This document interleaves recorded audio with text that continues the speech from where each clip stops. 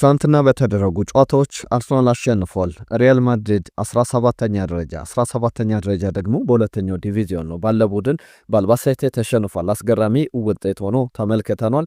ከዛ ውጪ ሌሎችንም ጉዳዮች እንነሳለን። አፍሪካ ዋንጫ ላይ ለፍጻሜ ያለፉ ቡድኖች ተለይተዋል።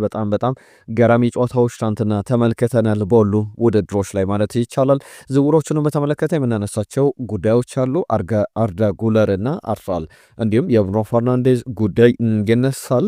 ማይክል ካሪክ ስለ ማንቸስተር ዩናይትድ እና ስለ ማንቸስተር ሲቲ ጨዋታውም የሰጠው አስተያየት አለ። ከዩናይትድ ጋር በተያዘ በዝውውሮች ብሩኖ ፈርናንዴዝ እንዲሁም ማኑኤል ኡጋርቴን በተመለከተ አዳዲስ የተሰሙ ጉዳዮች አሉ። ሌሎች የዩናይትድን ጉዳዮች እያነሳን እንቆያለን። ከዛ ተጨማሪም ማንቸስተር ሲቲ እና የማርክ ጌይ ጉዳይም በአዲስ መልክ እየተነሳ ይገኛል። ለቢቢሲ ስካይ ስፖርት ሌሎችም አዳዲስ ጉዳዮች ወጥቷል። ኤንዞ ፈርናንዴዝን በተመለከተ ከቸልሲ ሊለቅ የሚችልበት እድል ሰፊ ነው። የፈረንሳይ ክለብ ፓሪስ ሳን ጀርመን ጥያቄ ስለማቅረቡ እየተሰሙ ያሉ ጉዳዮች አሉ። በዚህ ክረምት አይደለም ግን የሚሉ መረጃዎች አሉ። በስፋት እንመለከተዋለን። ሌሎችንም አጫጭር ጉዳዮች ይዘናል። በቻላችሁት በያላችሁበት ቆዩ። አብራችሁን ስላላችሁ ከልብ እናመሰግናለን። ቤስት ስፖርትን ሰብስክራይብ አድርጉ፣ ቤተሰብነታቸውን አሳዩን። አዳዲስ ጉዳዮችን ያልተሰሙ መረጃዎችን ሁልጊዜ ይዘን እየመጣን እንገኛለን። ተሳትፏችሁን እንፈልጋለን። ትናንትናም በርካታ ግምቶች መጥተውልናል ከጨዋታዎቹ ጋር በተያዘ ከአፍሪካ ዋንጫ ጋር በተያዘ ከዛ በተጨማሪ አርሰናል ከቸልሲ የነበረውን ጨዋታም ግምቶቻችሁን ልካችሁልናል። መለስ ብለን እናነሳዋለን። በቀጥታ ትናንትና ከነበሩ ጨዋታዎች ከመጀመሪያ በፊት ለዛሬ ግን አንድ ጥያቄ ላንሳ። ብሩኖ ፈርናንዴዝን በተመለከተ አዲስ መረጃ እየወጣ ይገኛል ብያለሁና አነሳዋለሁ። ብሩኖ ፈርናንዴዝ በዚህ ወቅት ላይ ከማንቸስተር ዩናይትድ ቢለያይ ትመርጣላችሁ ወይ? መልቀቅ አለበት ብላችሁ ታስባላችሁ? እስቲ ሀሳባችሁን ላኩልን። ከእድሜው መግፋት ጋር በተያዘ በዩናይትድ ቤት ካሉ ፋይናንሻል እንዲሁም የክለቡ ማኔጅመንት ችግሮች ጋር በተያዘ ብሩኖ ፈርናንዴዝ ቢለቅ ብላችሁ ትመርጣላችሁ? እስቲ ሀሳቦቻችሁን ላኩልን። በቀጥታ ወደ ትናንትና ጨዋታዎች የምናልፈው ትናንትና ከነበሩ መርሃ ግብሮች መካከል በእንግሊዝ የኤፍኤል ካፕ አስቀድሞ ከትናንትና በስቲያ የተደረገው የኒውካስል ዩናይትድ እና የማንቸስተር ሲቲ ጨዋታ ይጠቀሳል። በዛ ጨዋታ ላይ ማንቸስተር ሲቲ አሸንፎ የሁለተኛውን የሰከንድ ሌግ እየጠበቀ ይገኛል። ትናንትናም ምሽት 5 ሰዓት ላይ በስታንፈርድ ብሪጅ ቼልሲና አርሰናል ያደረጉት በጣም አዝናኝ የነበረ ጥሩ ፉክር የተደረገበት ጨዋታ ነበረ።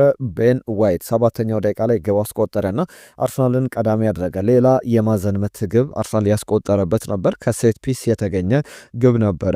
ከዛ በኋላ ቪክተር የኬሬሽ 49ኛው ደቂቃ ላይ ሌላ ግብ አክሎ ጨዋታው በአርሰናል 2-0 መሪነት እንደቀጠለ ነበረ። አሌንድሮ ጋርናቾ 57ኛው ደቂቃ ላይ ጨዋታውን 2-1 አደረገው። ማርቲን ዙሜንዲ 71ኛው ደቂቃ ላይ ወደ 3-1 የአርሰናልን መሪነት ከፍ አደረገ። ነገር ግን አሌንድሮ ጋርናቾ ዳግም ግብ አስቆጥሮ 83ኛው ደቂቃ ላይ ጨዋታው 3-2 በሆነ ውጤት ተጠናቋል። በትናንትና ጨዋታ ላይ የቼልሲ ደጋፊዎች ለውጤቱ ለአርሰናል ማሸነፍ ለቼልሲ መሸነፍ ማነው ተጠያቂ ትላላችሁ? ትናንትና በማዕዘን ምት የተቆጠረ ግብ አለ። ቪክተር የኬሬሽ ግብ አስቆጥሯል። ማርቲን ዙሜንዲ ጥሩ ፉክር የነበረ በት ጨዋታ እንደነበረ ተመልክተናል። በአጠቃላይ በሁለቱ አሰልጣኞች መካከል ሊያም ሮዜነር እና ሚኬል አርቴታ እንግዲህ በጋራ ከዚህ በፊት በተቃራኒ የተጫወቱበት አጋጣሚ ያለና ከ12 ዓመታት በፊት በኤፍኤ ካፕ ፍጻሜ ያደረጉት ጨዋታ ነበረ። አርሰናል 3-2 በአርሰን ቬንገር ዘመን ያሸነፈበት ሊያም ሮዜነር የሃል ሲቲ ተጫዋች ሆኑ። ሚኬል አርቴታ ደግሞ የአርሰናል አምበል ሆኖ በጨዋታው ላይ ዋንጫውንም ያነሳበት እንደነበረ ይታወቃል። አርሰናል 3-2 በሆነ ውጤት ነበር ያንን ጨዋታ ያጠናቀቀው። ትናንትናም ከ12 ዓመታት በኋላ ሁለቱ የቀድሞ ተጫዋቾች በአሰልጣኝነት ተገናኝተው አርሰናል 3-2 በሆነ ውጤት አሸንፏል። በሁለቱም አርሰናል ሚኬል አርቴታም ብልጫ የወሰዱበት ነበር ብሎ መናገር ይቻላል። ከትናንትና የቼልሲ ሽንፈት ጋር በተያዘ ግን ሩበርት ሳንቼዝ በጣም ስህተቶቹ ከፍ ብለው ነበረ። ቤን ዋይት ግብ ሲያስቆጠር የሱ ስህተት ከፍተኛ ነበረች። ቪክተር የኬሬሽ ያስቆጠራት ግብ ላይም በጣም አስተዋጽኦ ከፍተኛ እንደነበረ ተመልክተናል። በአርሰናል በኩል ቤን ዋይት ትናንትና ግብ ያስቆጠረው በጣም ከረጅም ጊዜ በኋላ ነው ብሎ መናገር ይቻላል። ቪክተር የኬሬሽ የጨዋታው ኮከብ ተብሎ የተመረጠበት ጨዋታ ነበር። ቤን ዋይት መቼ ነበር ለመጨረሻ ጊዜ ግብ ያስቆጠረው ብለን ስንመለከት ከ20 ወራት በፊት 631 ቀናት በፊት ሁለት ግቦች ግቦችን ቼልሲ ላይ ግብ አስቆጥሮ ነበረ። ከዛ በኋላ የትኛውም ቡድን ላይ ግብ ሳያስቆጥር 631 ቀናት ወይም 20 ወራትን ከአንድ ዓመት በላይ ቆይታ አድርጓልና ከዛ በኋላ ዳግም ወደ ግብ አስቆጣሪነት መጥቷል። ትናንትና ቼልሲ ላይ ዳግም ግብ አስቆጥሮ ያንን የተረሳ ክብረ ወሰኑን ያስታወሰበት ነበር። አርሰናል ለሁሉም በአድቫንቴጅ ወደ ቀጣዩ ጨዋታ ወይም በኤምሬትስ ወደሚደረገው ጨዋታ ይጠበቃል። እንግዲህ አርሰናል ባለፉት 9 ጨዋታዎች ከቼልሲ ጋር በሁሉም ውድድሮች በ6ቱን አሸንፏል። 3ቱን ባቻ ውጤት፣ አንድም ጨዋታ አልተሸነፈም። ለመጨረሻ ጊዜ በቼልሲ የተሸነፈው አርሰናል 2021 ላይ ነውና ረጅም ጊዜ በኋላ በሚኬል አርቴታ ስር ይህንን የበላይነት እየተመለከትን እንገኛለን። ሚኬል አርቴታ ጠንካራ ምርጥ 11 ይዞ ነበር የገባው። በአሰላለፍ ደረጃ ጉዳት ላይ ነበሩ። የመሰለፋቸው ነገር አጠራጣሪ ነው ሲባሉ የነበሩት ሊያንድሮ ትሮሳርድ እንዲሁም ደግሞ ዊሊያም ሳሊባ ተመልክተናቸዋል። ጋብሪኤል ማጋሌ፣ ጁሪን ቲምበር፣ ቤን ዋይት፣ ከዛ በተጨማሪ ዴክላን ራይስ፣ ማርቲን ዙሜንዲ፣ ማርቲን ኦዴጋርድ ነበሩ። ቡካዮ ሳካ፣ ቪክተር የኬሬሽ፣ ሊያንድሮ ትሮሳርድ ከፊት የአጥቂ ስፍራውን ሲመሩ ነበር። ጋብሪኤል ማርቲኔሊ በትሮሳርድ፣ ሚኬል ሜሬኖ በማርቲን ኦዴጋርድ፣ ከቨርስ በዴክላን ራይስ እንዲሁም ጋብሪኤል ጄሱስ በቪክተር የኬሬሽ ተቀይረው ገብተው ነበረ። አሁንም በዚህ ጨዋታ ላይ ኤቨሬቼዚ አይነት ተጫዋቾች ድል አልተሰጣቸውም፣ ተቀይረው አልገቡም። ክርስቲያን ኖርጋርድ፣ ኖኒ ማዱዌኬ፣ ሉዊስ ስኬሊ እና ዳቪድ ራያ በተቀያሪ ወንበር ላይ ነበሩ። ነገር ግን ሚኬል አርቴታ የተሻለውን ጠንካራውን ስብስብ ይዞ ወጥቷል። ቼልሲ ግን በጉዳት እንዲሁም በቅጣት ብዙ የተቸገረበት ጨዋታ ነበረ ብሎ ትናንትና መናገር ይቻላል። ለሁሉም ጨዋታው በአርሰናል 3-2 አሸናፊነት ተጠናቋል። ትናንትና ከነበሩ ጨዋታዎች መካከል ኢንተር ሌቼን 1-0 በሆነ ውጤት አሸንፏል። ባየር ሙኒክም ኮሎኝን 3-1 በሆነ ውጤት ያሸነፈበት 1-0 እየተመራ ነበር። ሰርጂ gnabry አቻ ያደረጋቸው ኪሚንጀ 71ኛው ደቂቃ ላይ እንዲሁም ካርል 84ኛው ደቂቃ ላይ ሌርናርድ ካርል ያስቆጥራት ግብ ሙኒክ 3-1 በሆነ ውጤት እንዲያሸነፍ አስችሎታል። የሪያል ማድሪድ እና የአልባሴቴን ጨዋታ እንመልከት። አስገራሚ ጨዋታ ነው። ሪያል ማድሪድ በመጀመሪያ አሰላለፉ ላይ ይዞ የገባቸውን ተጫዋቾች እንመልከት። አንድሬ ሉኒን ለአልባሴቴ የሚያንስ አይነት ተጫዋች አይደለም። ፍራንክ ጋርሺያ፣ ዲያን ሆሽሳን እንዲሁም ራውል አሴንሲዮ እና ዳቪድ ሄሜኔዝ የተባለ ተጫዋች በአዲስ መልክ ተጠቅሟል። አርዳ ጉለር፣ ጆርጌ ካስቴሮ እንዲሁም ደግሞ ፌዴሪኮ ቫልቬርዴ ሶስቱ አማካዮች ነበሩ። ቪኒ ጁኒየር፣ ጎንዛሎ ጋርሺያ እና ፍራንቼስኮ ፍራንኮ ማስታንቱና በአጥቂ ስፍራ ላይ የተሰለፉበት ነበሩ። አልባሴቴ ማለት በሰከንድ ዲቪዥን በስፔን ሁለተኛው ዲቪዚዮን ላይ ያለ ቡድን ነው። 17ኛ ደረጃ ላይ ይገኛል። ትናንትና ግን ሪያል ማድሪድን 3-2 በሆነ ውጤት አሸንፏል። በጨዋታው ላይ ቬላር ቀዳሚ ያደርጓቸው ነበር 42ኛው ደቂቃ ላይ። ነገር ግን የመጀመሪያው 45 መጠናቀቂያ ላይ መሰንቱኖ 48ኛው ደቂቃ ላይ ግብ አስቆጥሮ ጨዋታው ባቻ ውጤት ተጠናቀቀ። በሁለተኛው አጋማሽ ቤታንኮር 82 እና 94ኛው ደቂቃ ላይ ሁለት ግቦችን አስቆጠረ። በተለይ ጋርሺያ አቻ አድርጓቸው ነበር 91ኛው ደቂቃ ላይ ሪያል ማድሪድን ድጋሚ 94ኛው ደቂቃ ላይ 3-2 ሪያል ማድሪድ ከውድድሩ እንዲወጣም እንዲሸነፍም ምክንያት የሆነች ግብ አስቆጥሮ ጨዋታው 3-2 በሆነ ውጤት ተጠናቋል። ራውል አልቢዮል የመጀመሪያው የሪያል ማድሪድ አሰልጣኝ ይሆናል። በኮፓ ዴላሬ በመጀመሪያው ጨዋታ ላይ በሽንፈት ከውድድሩ ውጪ ሆነ። ከዛ በተጨማሪ አንድ አስተያየት ሰጥቷል። በሪያል ማድሪድ ቤት አቻ ማለት በጣም ችግር ውስጥ እንዳለ የሚያሳይ ነው። ሽንፈት ደግሞ ምን ማለት እንደሆነ አስቡት። ትራጀዲ ነው አቻ መውጣት፣ ነገር ደግሞ ስንሸነፍ ደግሞ ማሰብ ነው ብሏል። በሪያል ማድሪድ ታሪክ በቅርብ ጊዜያት ላይ ከተመዘገቡ መጥፎ ታሪኮች መካከል አንዱ ሆነው ተመልክተናል። ጨዋታው በ3-2 አሸናፊነት በአልባሴቴ ተጠናቋል። ያንን መልክ የተመለከትንበት ጨዋታ ነበረ። በአፍሪካም ዋንጫ በጣም አስገራሚ ጨዋታ፣ አፍሪካ ዋንጫ ደረጃው ጥራቱ ላቅ ያለ እንደነበረ አሁንም ነገር ይቻላል። ትናንትናም የተመለከትናቸው ጨዋታዎች ከዛ የወጡ አይደሉም። በጣም አስገራሚ ፉክክር የነበረበት የአፍሪካን ዋንጫ በሴኔጋልና በግብጽ መካከል፣ በናይጄሪያና በሞሮኮ መካከል ተመልክተናል። አስቀድመን ምሽት 2 ሰዓት ላይ በጀመረው ጨዋታ ሴኔጋል በሳይዶ ማኔ ብቸኛና አንድ ግብ 1-0 በሆነ ውጤት ጨዋታውን አሸንፋለች። ሞሐመድ ሳላ በዚህ ጨዋታ ላይ እንግዲህ ሴኔጋልን ማሸነፍ አልቻለም። በተደጋጋሚ በቅርብ ጊዜያት ላይ የሴኔጋል ብሔራዊ ቡድን ሞሐመድ ሳላ ያለም በጣም ፍጹም የበላይነትን በግብጽ ላይ ሲወስድ ነበረ። የግብጽ ብሔራዊ ቡድን በእርግጥ ሞሐመድ ሳላ አለው፣ ኦማር ማርሙሽ አለው፣ ሞሐመድ ትሬዝጌት አይነት ተጫዋቾች አሉት። ከዛ ውጭ ግን በጣም ትልቅ ኤሊት የሚባሉ በአውሮፓ ደረጃ የሚጫወቱ ተጫዋቾች እንደሌሉት ይታወቃል። አብዛኞቹ የዛመለክ የአልሃሊ ተጫዋቾች እንደሆኑ ይታወቃል። ትናንትናም በግብጽ ብሔራዊ ቡድን በኩል ግን ጥንካሬውን በደንብ ያሳየበት ጨዋታ አልነበረም። የመጨረሻዎቹ ደቂቃዎች ላይ ግብ ከተቆጠረበት ከ80ኛው ደቂቃ በኋላ የግብጽ ብሔራዊ ቡድን እድሎችን ለመፍጠር ግብ ለማስቆጠር ጨዋታውን ወደ አቻነት ለማምጣት ሞክሮ ነበር። ነገር ግን የተሳካ አልነበረም። ሳዲዮ ማኔ 20ኛ የአፍሪካ ዋንጫ የግብ ተሳትፎውን አስመዝግቧል። 11 ግቦችን 9 ለግብ የሆኑ ኳሶችን አቀብሏል። ብቸኛዋን ግብ ትናንትናም ሲያስቆጥር በጣም የግብጽ ብሔራዊ ቡድን ላይ ጫና የፈጠረ ጨዋታውም ላይ ለውጥ የፈጠረ ጨዋታ ነበር። የሴኔጋል ብሔራዊ ቡድን በእርግጥ ማሸነፍ ማለፍ ይገባው ነበር ብሎ መናገር ይቻላል ከጨዋታው አንጻር ማለት ነው። 1-0 ተጠናቋል። ናይጄሪያና ሞሮኮ ያደረጉት ጨዋታ ያለ ግብ 0-0 በጨማሪ ሰዓትም ያለ ግብ ተጠናቆ በመለያ ምቶች የተጠናቀቀ ጨዋታ ነው። መለያ ምቶችም ላይ የተመለከትናቸው ነገሮች አሉ። የሴኔጋል ብሔራዊ ቡድን እንዳለፈው ሁሉ የሞሮኮ ብሔራዊ ቡድን 4-2 በሆነ ውጤት መለያ ምቶቹን በማሸነፍ አልፏል። አምዛ የሞሮኮ ብሔራዊ ቡድን በኩል የመጀመሪያው ፍጹም ቅጣት ምት ስቶ ነበር። ነገር ግን ሳሙኤል ቹኩዌንዝ እንዲሁም ደግሞ ብሩኖ ኦኔሜቻ ግቦቹን ማስቆጠር ፍጹም ቅጣት ምት መለያ ምቶቹን ማስቆጠር አልቻሉም።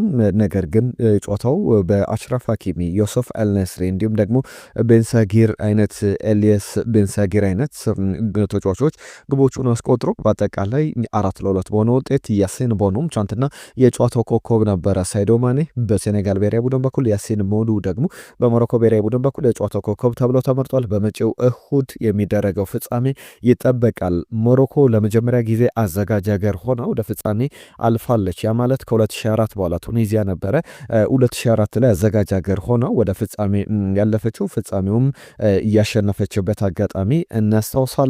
50 ዓመታት በኋላ ከ1976 በኋላ የሞሮኮ ብሔራዊ ቡድን የአፍሪካን ዋንጫ ለማሸነፍ ጥረት የሚያደርግበት ጨዋታ እንመለከታለን። እሁድ ዕለት ምሽት ላይ በመዝጊያው የአፍሪካ ዋንጫ 35ኛ የአፍሪካ ዋንጫ በሞሮኮና ሴኔጋል መካከል የፍጻሜው ጨዋታ ይለያል። እስቲ ግምቶቻችሁን ላኩልን። ማን ያሸንፋል ፍጻሜውን? ትናንትናም የእናንተ መልእክቶች ስንቀበል ነበረ። አንዳንድ የእናንተ መልእክቶች ለአንሳ ትናንትና ከግምቶች ጋር በተያዘ በርካታ የጨዋታ ግምቶች መጥቶልናል። ከቸልሲ ከአፍሪካ ዋንጫ ከአርሰናልና ከቸልሲ ጨዋታ ጋርም በተያዘ የመጡ መልእክቶች ነበሩ። አንዳንዶቹን ሀሳቦች እናንሳና ወደ ዝውውር ጉዳዮች የማንቸስተር ዩናይትድ የማይክል ካሪክ መልእክት፣ የብሩኖ ፈርናንዴዝ ጉዳይ ከአርሰናል ጋር በተያዘ የአርዳ ጉለርም የዝውውር ጉዳይ እየተነሱ ይገኛሉ። በስፋታውንም መረጃዎቹን እየነገርኳችሁ ቆያለሁ። ብሩክ ቸልሲ 2-1 በሆነ ውጤት ያሸንፋል ብሎ ነበረ። ከወላይታ መለሰ አርሰናል በቸልሲ ይሸነፋል ብሎ ነበረ። በትክክል መለሰ ገዛኝ አልገመተም። 2-1 በሆነ ውጤት እንዳልክ ከናዝሬት አርሰናል ያሸንፋል ብሎ ነበረ።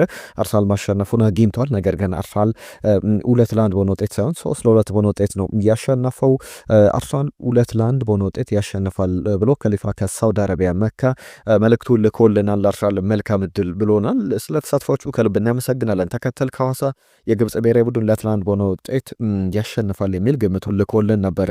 ዳኒ ኢትዮጵያ የላከልን መልእክት 3-2 በሆነ ውጤት ቸልሲ ያሸንፋል ብሎ ነበር። ነገር ግን በተቃራኒ ውጤቱ ትክክል ቢሆንም ቸልሲ 3-2 በሆነ ውጤት የተሸነፈበት ነበር። የአርሰናልና የቸልሲን ጨዋታ ደግሞ ተከተል ከሐዋሳ ባቻ ውጤት ይጠናቀቃል ብሎ ነበር። 90 ደቂቃው በጨማሪ ሰዓት ላይ ደግሞ ቸልሲ ያሸንፋል የሚል 2-1 በሆነ ውጤት ግምቱን ልኮልን ነበር። ነገር ግን በጨማሪ ሰዓት አልነበሩም።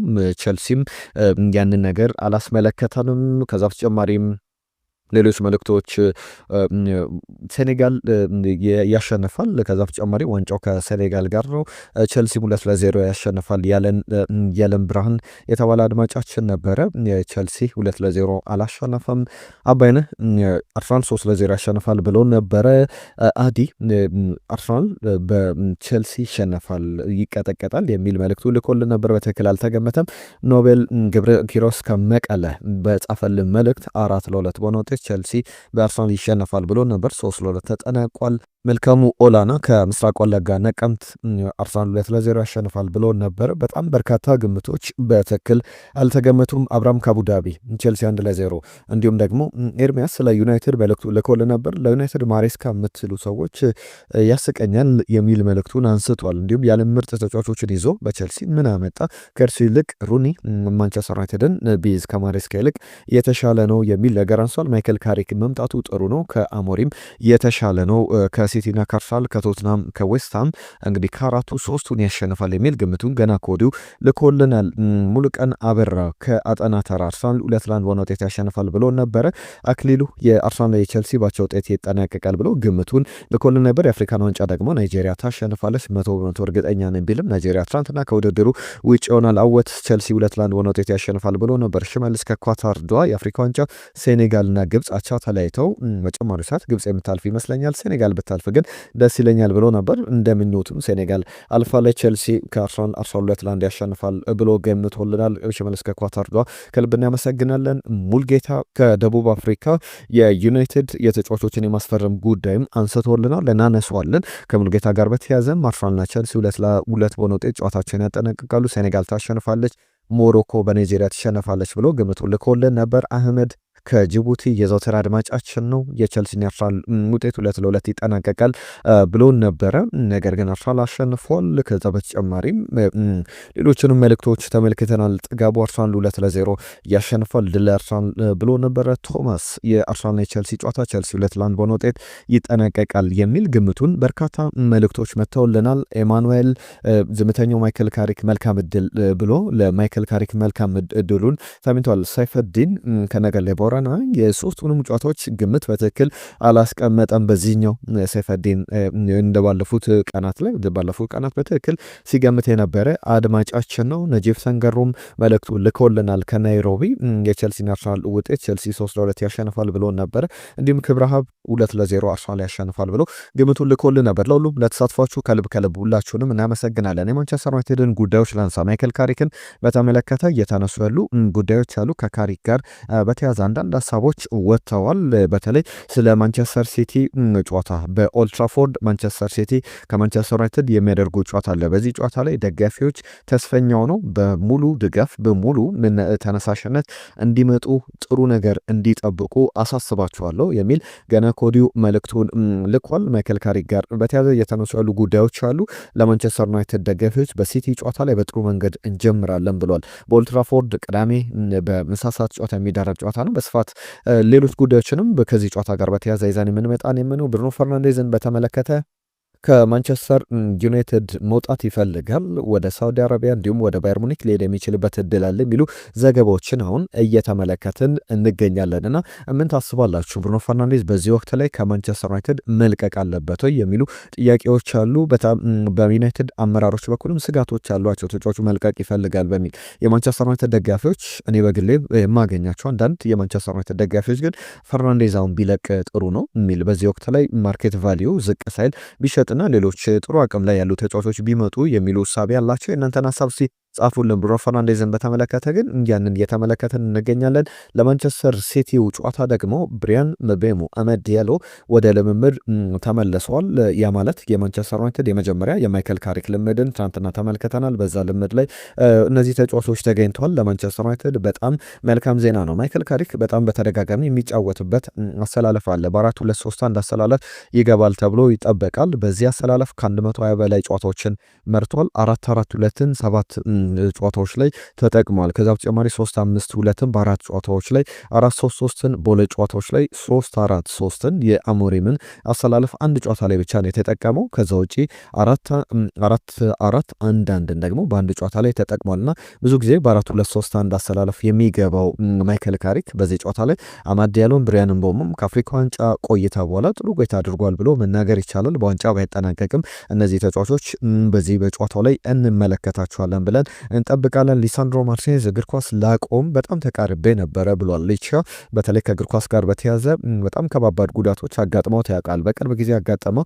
የጉልበት ጅማት መበጠስ ወይም በተለምዶ ኤሲኤል የሚባለው የጉዳትን ነገር ደግሞ አንስቷል። የመጀመሪያዎቹ 2-3 ሳምንታት ላይ በጣም ከብዶኝ ነበረና እግር ኳስ ድጋሚ መጫወት እንኳን አልፈልግም አላስብም ነበረ። ምክንያቱም ከዚህ በፊት እግሬ ተሰብሮ ያውቃል። አሁን ደግሞ ጉልበቴ ላይ የነበረው ጉዳት በጣም አሳስቦኝ የመጀመሪያዎቹ 2-3 ሳምንት ላይ ከእግር ኳስ ስለመሰናበት እግር ኳስን ስለማቆም እያሰብኩ ነበር የሚል ነገር አንስቷል። አርሰናልን በተመለከተ ኦሌክዛንደር ዚንቼንኮን በተመለከተ የሚነሱ ጉዳዮች አሉ። በኖቲንጋም ፎረስት በውሰት ውል ይገኛልና ኖቲንጋም ፎረስት ዚንቼንኮን ወደ አርሰናል መመለስ ይፈልጋል።